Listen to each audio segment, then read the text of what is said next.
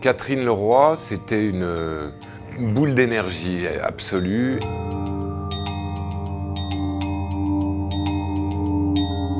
Quand elle a débarqué au Vietnam, le responsable du bureau de AP au Vietnam, c'était Horst Fass. Il raconte que quand il a vu débouler cette petite dame pleine d'énergie, il a été complètement fasciné. Et c'est vrai que Catherine était connue et restée comme un modèle de courage, même pour les Marines qu'elle côtoyait. Et cette image, donc il y a un groupe de Marines qui est pris sous le feu des Viet Cong. Et il y a ce Marine qui progresse et qui voit que son meilleur ami a été tué.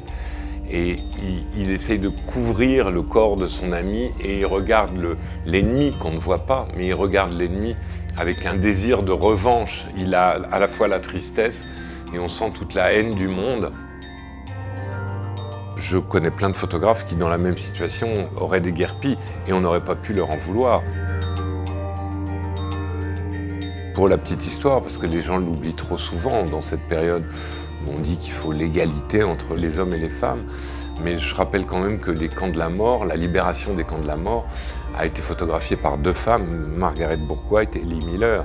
Donc les femmes dans le photojournalisme, elles ont toujours été présentes et Catherine Leroy en était l'une des nombreuses ambassadrices. Catherine, ensuite, quand elle a arrêté le news, elle était partie vivre à Los Angeles et du fait de notre homonymie, elle m'appelait souvent à 3-4 heures du matin, elle me faisait avec sa petite voix éraillée par la cigarette. C'est ta grande sœur d'Amérique. Et je lui disais, mais Catherine, il est 3 heures du matin, mais tu dors encore, mais qu'est-ce que tu fais ?